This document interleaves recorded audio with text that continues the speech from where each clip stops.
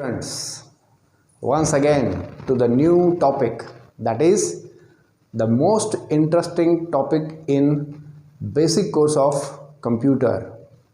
So today you will understand how the actually computer works. Fine. So what we have discussed in the last few classes, have you remembered, students? We have discussed something like generation of computer, and then history of computer, and then classification of computer depending on the what? Principle of working and size and capacity. So before I will start with the block diagram of computer, I would like to remind you that we are using microcomputer depending on the size and capacity, and the digital computer depending on the principle of working. Why I am reminding you this? Because many times in general knowledge competitive quiz competition in exams they will ask the question, that is you have to remember digital computer and microcomputer. Okay, so let us start with today's session, that is block diagram of computer. What is the block diagram of computer? It is internal architecture of computer. It is also called as internal architecture of computer. That means today we will understand exactly, we will understand how the computer will work. How the computer will work. Okay, let us try to understand this. Here I have drawn a small diagram to make you very clear understanding. First one is input unit, second one is system unit, and third one is output unit. So in the block diagram of computer we have three important units, which makes the concept easy to understand. Once again I will repeat you, this is also called as internal architecture of computer, which is designed to understand how actually computer works. Okay, let us start with the input unit.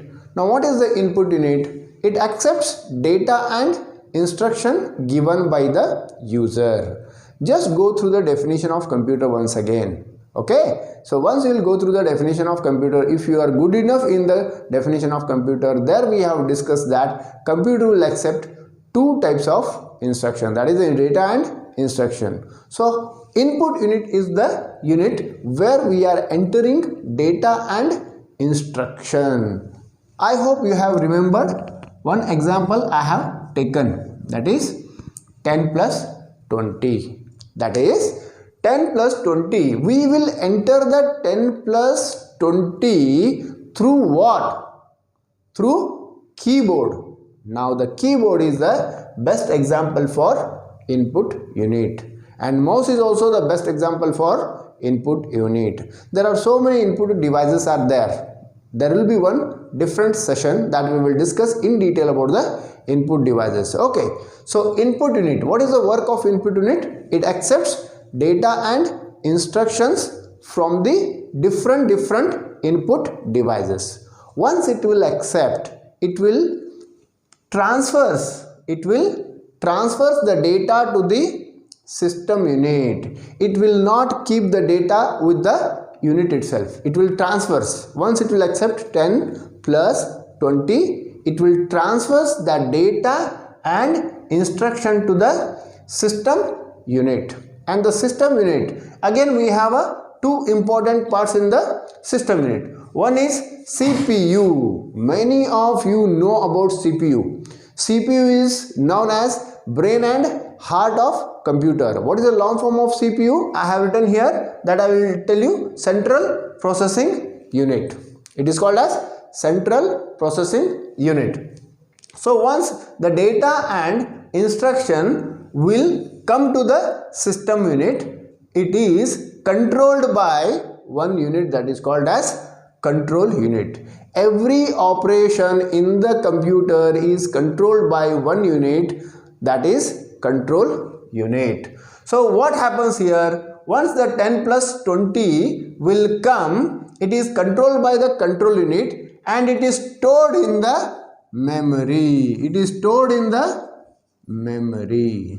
It is stored in the memory. So there are two types of memory. One is main memory, another one is SM, that is secondary memory. Now you can ask me one question, sir, where it is stored? 10 plus 20 is stored in main memory. Students, 10 plus 20 is stored in main memory. So main memory is a temporary memory. See, you are doing some calculation. We are not storing this 10 plus 20 for permanent. Correct? So we are doing one calculation. So the 10 plus 20 will be stored in main memory, which is a temporary. Got it? So once the 10 plus 20 is stored in the main memory, now the control unit will see this. What is this? It is a instruction, that is plus. Now the computer will understand, oh, this is addition has to be carried out with the 10 plus 20. So who will do the addition in this? I hope you have remembered. Who will do the addition?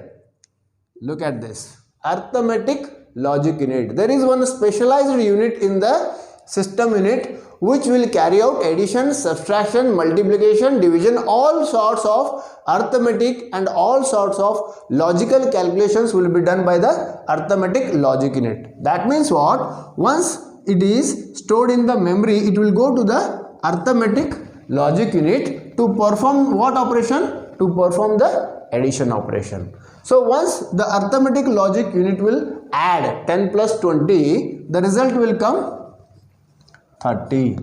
Okay, now 30 is again stored in what? Main memory. 30 is again stored in what? Main memory.